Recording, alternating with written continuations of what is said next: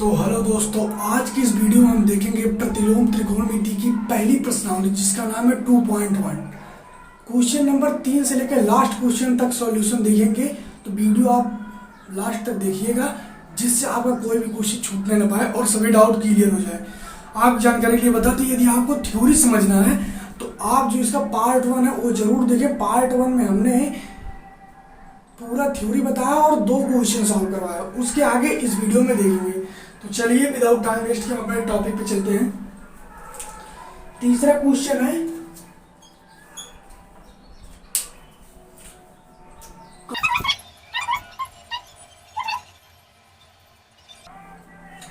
तो कॉसेक 2 का मान ज्ञात करना। तो हमने आपको क्या बताया है कि देखिए, पहले आप लिख दीजिए, अगर ये माना के बाद क्या हो जाएगा, कॉसेक इनवर्स 2 इधर हो जाएगा थीटा। हम इस पूरे पद को थीटा के बराबर मान लिए हैं।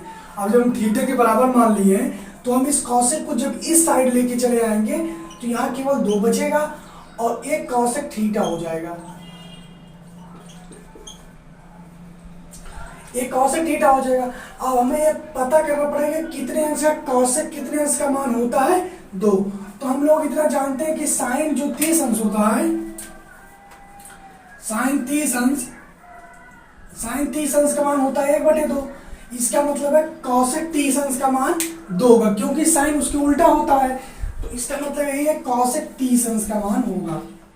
तो हम यहाँ पे क्या लिख सकते हैं, यहाँ लिख सकते हैं कॉसेक 30 अंश और यहाँ हो जाएगा कॉसेक थीटा।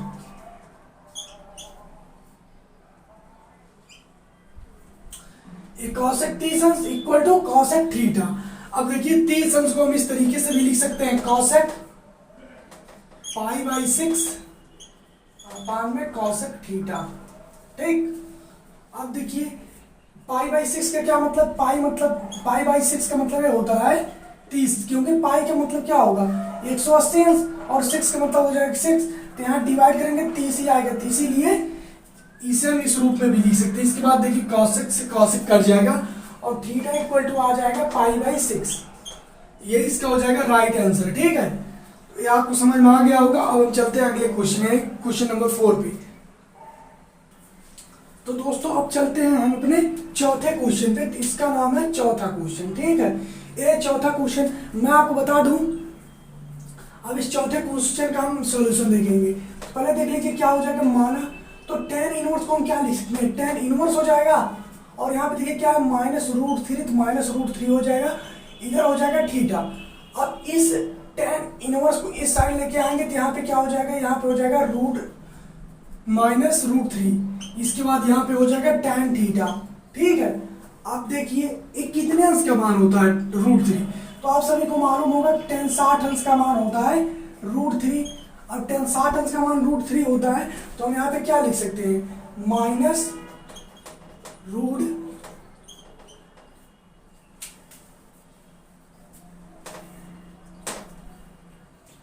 तो यहाँ पे देखिए हम क्या लिख सकते हैं, माइनस tan 60 अंश और इसके बाद क्या लिख सकते हैं, tan थीटा।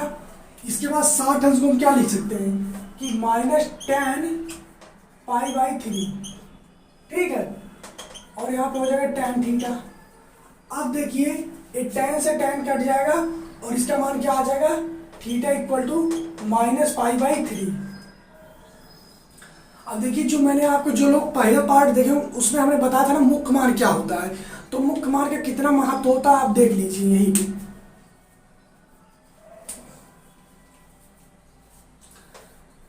इस क्वेश्चन को आप लिख लिए होंगे, मुझे मालूम है। ठीक है, तो देखिए जो tan थीटा का मुख्य मान होता है हम सभी जानते हैं कि -π/2 से π/2 होता है। मतलब -90 से लेके +90 तक होता है tan का मुख्य मान। तो अब आप देखिए इसका मान कितना आया है, इसका मान आया है -60। थीटा इक्वल टू क्या है, थीटा इक्वल टू है -π/3। इसका मतलब क्या है, -60 है ना, -60 है। अब देखिए -60 को आप कैसे सॉल्व करेंगे, तो थीटा इक्वल टू -60 है। तो देख लीजिए इसका जो मान आया है, मतलब देखिए tan का मुख्य मान क्या है, -90 से +90। तो मैंने आपको बताया था जो मुख्य मान आप जब सॉल्व करेंगे तो उसके दिए गए मुख्य फलन के मुख्य मान के अंदर ही आना चाहिए, उसके बाहर नहीं। तो देख लीजिए टेन थीटा का मुख्य मान होता है -90 से लेके +90, और इसका मान क्या आया है -π/3 यानी -60। तो -60 इधर ही कहीं होगा, इधर -90 इधर होगा -80 70 फिर -60, तो इसके बीच में ही है, अर्थात यह क्वेश्चन सही है। हमने आपको बताया यदि आपको पता करना हो हमारा क्वेश्चन सही है कि गलत, तो आप दिए गए उस फलन का मुख्य मान याद करें और जो आपका आंसर है उसके बीच में ही आना चाहिए, और यदि नहीं आए तो उसे आप इस तरीके से कन्वर्ट करेंगे उसके मुख्य मान के अंतर्गत आ जाए। इस कॉन्सेप्ट को जो मैं आपको बता रहा हूँ ये आप क्वेश्चन नंबर 5 में यानी क्वेश्चन नंबर 5 से आप बहुत अच्छे से समझ जाएंगे, और क्वेश्चन नंबर 5 जो है आपके बोर्ड एग्जाम में 2 बार पूछा गया है। तो चलिए अब उसे देख लेते हैं। तो दोस्तों क्वेश्चन सॉल्व करने के बाद मैं वीडियो रोक देता हूं, क्योंकि इस वीडियो को भी मैं 25 मिनट से ज़्यादा नहीं कर पाऊंगा, क्योंकि इसी एक वीडियो को शूट करने के लिए मैं 2 बार वीडियो शूट किया और दोनों बार गलत हो गया और मुझे डिलीट करना पड़ा वीडियो, इसलिए मैं इससे बड़ा ड्यूरेशन नहीं ले सकता हूँ। ठीक है, तो इसीलिए मैं जब क्वेश्चन मैं नोट करता हूँ वीडियो रोक देता हूँ, उसका कारण यही है। ठीक है, क्योंकि इस वीडियो को शूट करने से पहले इसी वीडियो को 2 बार शूट किए पर डिलीट करना पड़ा, उसे अपलोड नहीं कर पाए, तो तीसरी बार है। तो देख लीजिए इसे आप कैसे सॉल्व करेंगे। हमने आपको बताया ना जो कॉस का मतलब मुख्य मान होता है वो 0 से पाई होता है ना। अभी देखिएगा ये क्वेश्चन 2 बार पूछा गया, चलिए देख रहे हैं। कॉस इनवर्स हो गया -1/2 इक्वल टू क्या हो गया थीटा ना। Cos inverse -1/2 equal to theta, इधर आ जाएगा क्या -1/2 और इधर आ जाएगा कॉस थीटा। अब देखिए क्या है 1/2 कितने अंश का मान होता है 60, तो यहाँ लिख देंगे माइनस cos π/3 और यहाँ पे हो जाएगा cos 60। ये देखिए कट गया cos थीटा इक्वल टू क्या आ गया -π/3। अब -π/3 मतलब क्या हो गया कि थीटा इक्वल टू -60। तो क्या देखिए ये सही है। अब देखिए आप कैसे पता करेंगे, इसका मुख्य मान कितना है 0 से पाई। 0 से पाई का मतलब ये होता है यानी कि यहाँ अगर -90 है तो इधर होगा 0 और इधर होगा प्लस, जैसे मान लीजिए इधर -180 है और इधर +180 है, तो cos का मान क्या होना चाहिए। यहाँ पे क्या लिखा है 0 से पाई, यानी कि 0 से लेके 180 तक होना चाहिए, यहाँ से लेके यहाँ तक, ये चीज नहीं होना चाहिए। तो अब आप देख लीजिए जो इसका मान आया है वो -60 आया है, यानी कि 0 के इस साइड है, -60 तो इस साइड होगा ना 0 के, लेकिन हमें जो मान चाहिए वो इस साइड तक चाहिए। तो क्या है इसके बीच में है, तो या इसके बीच में नहीं है, तो यहाँ पे है माइनस में, यानी कि हमें माइनस में नहीं चाहिए, हमें प्लस में चाहिए और 0 से लेकर 180 के बीच में हो। तो अब देखिए इसे हम सॉल्व किए और यह मुक्त मान के अंतर्गत नहीं आया, लेकिन अब हम इसे बनाएंगे। तो मैं एक गलत तरीके क्वेश्चन गलत है, लेकिन मैं आपको क्यों बताया, क्योंकि आप समझ जाएं कि देख लीजिए भाई जब इस तरीके से आप सॉल्व करते हो तो दिए गए फलन के मुख्य मान के अंदर नहीं आता है, और यदि नहीं आएगा तो क्वेश्चन हो जाएगा गलत। इसीलिए यह क्वेश्चन आपके बोर्ड एग्जाम में 2 बार से ज्यादा बार पूछा गया है। ठीक है, क्योंकि इसमें कॉन्सेप्ट है और आप समझ गए होंगे कि किस लिए ऐसा करते हैं। अब देख लीजिए, तो देख लीजिए क्या हो गया cos इनवर्स हो गया -1/2 हो गया, इधर हो गया थीटा। अब इधर आ जाएगा -1/2 और इधर हो जाएगा cos थीटा, समझ रहे हैं, ये हो गया। अब एक कितने अंश का मान होता है -1/2, तो होता है cos 60 यानी π/3 का होता है मान, और इधर हो जाएगा cos थीटा। और मेरे दोस्त अब मैं आपको क्या बताऊं -cos theta, theta equal to क्या है, थीटा इक्वल टू π/3 है ना, तो हम क्या लिख सकते हैं -cos थीटा। और देख लीजिए यहाँ पे एक फार्मूला मैं लिखा हूँ -cos थीटा इक्वल टू क्या होता है, -cos थीटा इक्वल टू होता है cos π - थीटा, यानी जहाँ पे है -cos थीटा वहां पे आप रख देंगे cos - थीटा। तो देख लीजिए यहीं पे मैं क्या रख दे रहा हूं cos पाई, पाई क्या है पाई, थीटा क्या है पाई -3 पाई/3। तो देख लीजिए थीटा इक्वल टू क्या π/3, तो π/3 हम लिख दिए और यहाँ पे cos थीटा है cos थीटा लिख दिए। अब देखिए क्या हो जाएगा cos 3 π-π/3 और यहाँ पे हो जाएगा cos थीटा। और अब देखिए cos 2π/3 cos 2π और cos से cos कट जाएगा और थीटा इक्वल टू क्या आ जाएगा, थीटा इक्वल टू आपका जो आंसर आ जाएगा वो आएगा 2π/3। अब देखिए क्या यह सही है, तो देख लीजिए भैया पाई का मतलब होता है 180 और 2 का मतलब हो जाएगा 2 ही, और इधर हो जाएगा 3, ठीक है, अपान में 3। तो इधर हो जाएगा कितना गुणा करेंगे 360 भागे 3, तो कितना आएगा 120 अंश आएगा ना। तो 120 को हम 2 पाई बाई 3 भी लिख सकते हैं। तो हमने आपको क्या कहा, जो कॉस का मान होना चाहिए 0 से लेके 180 अंश के बीच में होना चाहिए, 0 से 180। तो मान लीजिए अगर ये 0 और 180 है तो जो 120 आया है 2 पाई बाई 3 वो इधर ही कहीं होगा। तो यानी कि इसका जो मान अब आया वो उसके मुख्य मान के अंदर ही आया है। इसका मतलब क्या है, यह आंसर हमारा सही है। और यह फार्मूला जो होता है यदि माइनस कॉस थीटा है या सेक थीटा है, इन दोनों के लिए कॉन्सेप्ट एक ही जैसा रहता है, क्योंकि आप जानते हैं कॉस का उल्टा सेक होता है। तो इन दोनों के लिए यही फार्मूला होता है, इसे आप नोट कर लीजिएगा। ये सभी फार्मूले पांचों इंपॉर्टेंट है। अब देख लीजिए मैंने आपको बताया ना, कॉस माइनस कॉस थीटा की जगह पे आप इस फार्मूले का यूज करेंगे तभी आप आगे लगा सकते हैं, minus cos theta equal to. और यदि माइनस सेक थीटा है तो वहां पर भी इसी फार्मूले का इसी कॉन्सेप्ट पे लगा के आप आंसर प्राप्त करते हैं। तो दोस्त मुझे लग रहा है कि आप ये क्वेश्चन समझ गए होंगे। अब यदि आप पांचवा समझ गए हैं तो मैं आपसे कह रहा हूं आप छठवां क्वेश्चन लगाइएगा खुद से, क्योंकि मैं आपको चौथा क्वेश्चन बताया हूं, ठीक है। छठवां क्वेश्चन आप लगा दीजिएगा। और कौन है, छठवां और आठवां दोनों लगाइएगा, मैं सातवां बता रहा हूं, सातवां नौवां बताऊंगा। तब तक मैं क्वेश्चन नोट कर ले रहा हूं।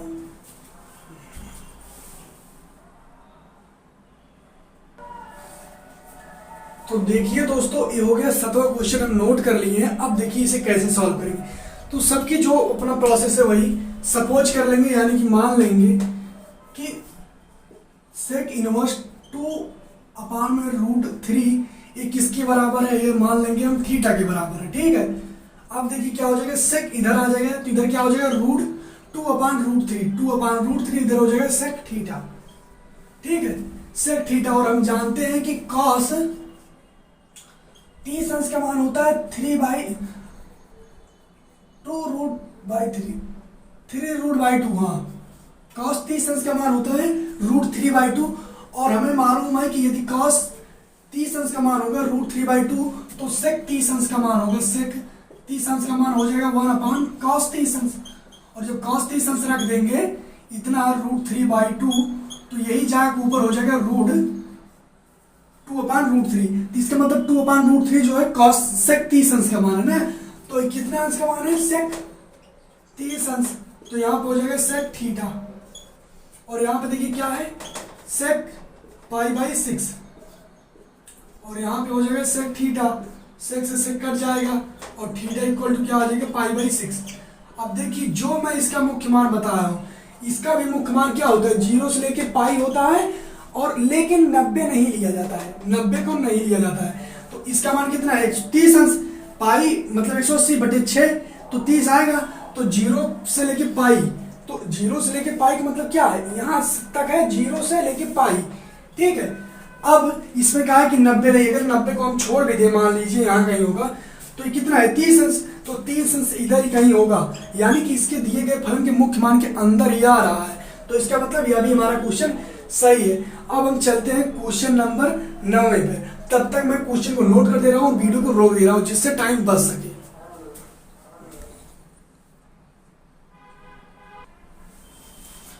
तो दोस्तों जो लोग पार्ट 1 देखे होंगे उनको बहुत आसानी के साथ समझ में आ रहा होगा, क्योंकि मैं मुख्य मान से सभी क्वेश्चन के आंसर को रिलेट कर रहा हूँ। और मैं उसमें भी बताया था कि जो लोग मुख्य मान यानी कि थ्योरी को समझ गए मुख्य मान होता क्या है, तो उनके लिए एक चीज जब वो लगाएंगे क्वेश्चन तो फील करेंगे। तो जो लोग पार्ट 1 देखे होंगे यानी कि लेक्चर 3 उनको बहुत अच्छे से समझ में आ रहा होगा किसका मतलब क्या होता है। मैं आपको बताया था 6 फलनों के 6 मुख्य मान होते हैं, और मतलब जिस भी क्वेश्चन को सॉल्व करेंगे उस फलन के मुख्य मान के अंदर ही आंसर आना चाहिए। और यदि नहीं आएगा तो उसे हम बनाएंगे जिस तरीके से हमने 5वें क्वेश्चन को बनाया था। अब देखिए 5वां क्वेश्चन है, इसमें भी आप देख लीजिए कि एक बार मैं आपको बता दे रहा हूं जो बहुत जल्दी से कि कॉसेक इनवर्स -1/√2 थीटा मान लेंगे तो क्या हो जाएगा -1/√2, इधर हो जाएगा कॉस थीटा, अब इधर क्या हो जाएगा माइनस कॉस π/4 हो जाएगा, क्योंकि यह 45 अंश के मान होता है, ठीक है। अब देखिए ये हो जाएगा कॉस थीटा। मेरे दोस्त यदि आपको ट्रिग्नोमेट्रिक पीरियोडिक टेबल नहीं याद हो रहा तो मैं वीडियो बनाया उसे आप जाके देख लीजिए, क्योंकि जब तक आपको वो याद नहीं होगा तब तक आप इसे सवाल को नहीं लगा सकते हो। तो ठीक है, तो देख लीजिए कॉस से कॉस कट गया, थीटा इक्वल टू क्या आ गया -π/4। लेकिन अब देखिए हमने आपको बताया कॉस का जो मुख्य मान होता है वो 0 से लेके पाई होता है। तो क्या ये 0 से लेके पाई के बीच में है? ये तो माइनस में माइनस है 45 है, तो ये तो 0 से लेके 180 कह रहा है, माइनस इस साइड होगा, तो यानी कि इसके मुख्य मान के अंदर नहीं आ रहा है। तो यह क्वेश्चन क्या हो गया? यह क्वेश्चन गलत हो गया है। तो देखिए अब इस क्वेश्चन को हम कैसे सॉल्व करते हैं। ठीक है, तो cos माइनस इतना हो गया। अब देखिए माइनस हो जाएगा 1/√2, इधर हो जाएगा cos थीटा। अब ये कितने अंश का मान होता है? cos 45 अंश। ठीक है, इधर हो जाएगा cos थीटा, और cos 45 अंश को लिख सकते हैं -cos π/4। ठीक है, और इधर हो जाएगा cos थीटा। अब देखिए हमने आपको बताया क्या है कि -cos थीटा इक्वल टू क्या लिख देंगे? cos pi minus theta, theta equal to क्या हो जाएगा? π/4। इसके बाद देखिए क्या है, तो इसके बाद क्या हो गया? cos theta. ठीक है, अब देखिए क्या हो जाएगा? cos 4 माइनस पाई हो जाएगा और अपान में 4, और इधर क्या हो जाएगा? cos theta. अब दोस्त देखिए क्योंकि इस 4 का गुणा इसमें हो गया 4 माइनस 4, अपान में पूरे का 4 हो जाएगा। अब देखिए क्या हो जाएगा? ये इससे कट जाएगा, cos से cos कट जाएगा। एक बार रुकिए मैं देख लूं दिखाई दे रहा है कि नहीं आपको। हाँ, तो दिखाई दे रहा है। तो ये जो cos है, ये cos से कट जाएगा, और क्या यहाँ पे क्या बच जाएगा? 4 माइनस 4/4 इक्वल टू थीटा। तो थीटा इक्वल टू क्या हो जाएगा? 3π/4। अब इसका मान हम निकालिए, देखिए कितना आता है। तो इधर हो जाएगा 3 × 180 भागे 4, तो 18 36 54। तो इधर हो जाएगा 540/4, तो 5 4 के 4 12 5 20। इसका कितना अंश माना है? 135 अंश का मान हुआ। तो 135 अंश जो होता है वो 0 से लेके 100 पाई के बीच में ही ना, 0 इधर हो गया, इधर हो गया पाई। अब 0 से लेके पाई का मतलब क्या है? यानी कि 0 से लेके 180, और इसका मान आ रहा है 135 अंश, जिसे हम क्या लिख रहे हैं? 3π/4। क्योंकि 3π/4 को सॉल्व करेंगे तो 135 अंश आएगा, और 135 अंश 0 से लेके 180 के बीच में ही है, यानी कि अब यह इसका राइट आंसर है। ठीक है, तो अब आप समझ गए होंगे नौवां क्वेश्चन। अब देखिए जो क्वेश्चन नंबर 10 है, इसे मैं आपको बहुत जल्दी से बता दे रहा हूं।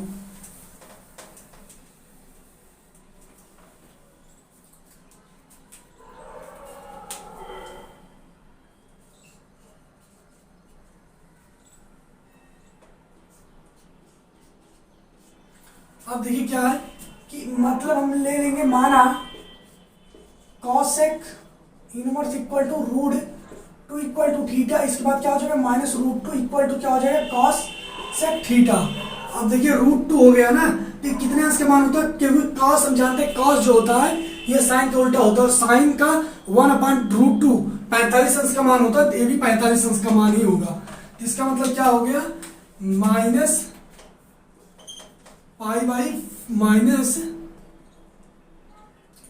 cosec π/4, और यहां पे क्या हो जाएगा? cosec theta. ये cosec से cosec कट गया, और थीटा इक्वल टू क्या आ गया? -π/4।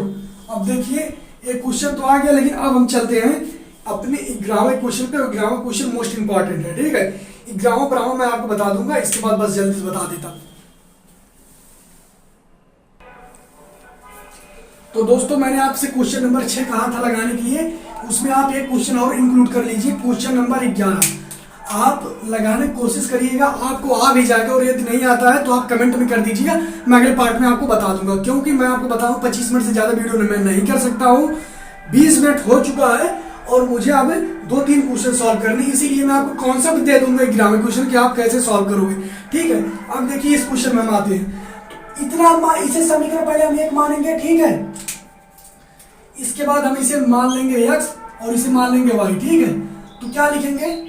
इसे लिख दीजिए आप, मैं आपको शॉर्ट में बता दूं कि इसको आप x मानिएगा, इसको आप y, और इसे समीकरण एक। तो यहाँ पे क्या हो जाएगा? cos inverse 1/2 equal to x हो जाएगा। ठीक है, अब 1/2 इस साइड आ जाएगा, और इधर हो जाएगा cos x। ये कितने अंश का मान होता है? ये होता है cos 60 अंश का मान। cos 60 अंश को हम पाई बाई 3 भी लिख सकते हैं, और इधर हो जाएगा cos x, cos से कट जाएगा और x इक्वल हो जाएगा पाई बाई 3। ठीक है, अब देखिए इसी प्रकार से y का भी हम ज्ञात करेंगे, तो क्या हो जाएगा साइन इनवर्स 1/2 इक्वल टू क्या हो जाएगा थीटा। एक मिनट यार, तो दोस्तों यहाँ पे साइन इनवर्स 1/2 हो गया ना, यहाँ पे हो जाएगा थीटा। अब जब थीटा हो जाएगा तो ये साइन इस साइड जाएगा, तो यहाँ हो जाएगा 1/2, इधर हो जाएगा साइन थीटा।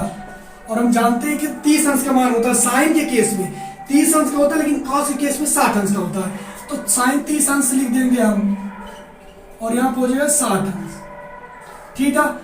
और इसी साइन को हम इस प्रकार से भी लिख सकते हैं पाई बाई 6, और यहाँ पे हो जाएगा साइन थीटा। साइन से साइन कट गया, थीटा इक्वल टू क्या आ गया, थीटा इक्वल टू आ जाएगा पाई बाई 6। ठीक है, तो आप इसे थीटा मान लीजिए, क्योंकि हम यहाँ पे देखिए थीटा मान लिए। ठीक है, अब x और y का मान रख दीजिए, तो x का मान क्या है, तो x का मान जो है पाई बाई 3 है। तो देख लीजिए x का मान हो गया पाई बाई 3 और इसका मान हो गया 2, और यहाँ पे क्या है पाई बाई 6। तो देख लीजिए एक कट जाएगा, यहाँ पे हो जाएगा पाई बाई 3, यहाँ पे हो जाएगा पाई बाई 3, और यहाँ पे जो इसका आंसर आएगा वो 2 पाई बाई 3 आएगा। तो यही इसका आंसर हो गया। अब आप लगा लीजिए, मैंने आपको बताया था ना, ठीक इसी प्रकार से ग्रामीण क्वेश्चन में भी आप x y z मान लीजिएगा और एक समीकरण मान लीजिएगा, सबको सॉल्व करके उसी में रख दीजिएगा, आपका मान आ जाएगा। तो 12वां क्वेश्चन आप देख लिए। अब हम चलते हैं 13वें क्वेश्चन पे। तो दोस्तों ये है आपका क्वेश्चन नंबर 13। मेरे पास समय कम था इसीलिए मैं इसे पहले से लिख दिया हूँ। तो देखिए इसमें आपको विकल्प चुनना है क्या होगा, क्योंकि आप देख लीजिए sine inverse x equal to इतना दिया है, तो आप जानते हैं साइन का जो मुख्य अंतराल होता है वो माइनस पाई बाई 2 से पाई बाई 2 होता है। तो इसमें जो या तो दूसरा सही होगा विकल्प या तो चौथा। तो यहाँ पे देखिए क्या है, माइनस पाई बाई 2 से y इसके बाद पाई बाई 2, लेकिन यहाँ पे क्या है minus pi by 2 is great, मतलब माइनस पाई बाई 2 y इसके बाद पाई बाई 2। इसका कहने का मतलब है कि माइनस पाई बाई 2 से y बड़ा और y से बड़ा a। लेकिन आप सपोज करिए कि यदि y इक्वल टू 90 अंश हो जाए तो क्या है, तब सही रहेगा, तब ये गलत हो जाएगा, और इसीलिए मान हमारा गलत है, क्योंकि हम साइन का अगर मुख्य मान निकालेंगे तो 90 भी आ सकता है। और मान लीजिए यदि 90 आ जाए तब तो ये इसके बराबर हो जाएगा, और बराबर वाला सिंबल इधर है नहीं, बराबर वाला सिंबल इस साइड है, तो इसीलिए हमारा ऑप्शन नंबर दूसरा सही है। ठीक है, 13वें क्वेश्चन का ऑप्शन नंबर दूसरा सही है। अब चलते हैं हम 14वें क्वेश्चन पे। ठीक है, क्योंकि मैंने आपको बताया 25 मिनट से वीडियो ज्यादा बड़ा नहीं कर पाऊंगा।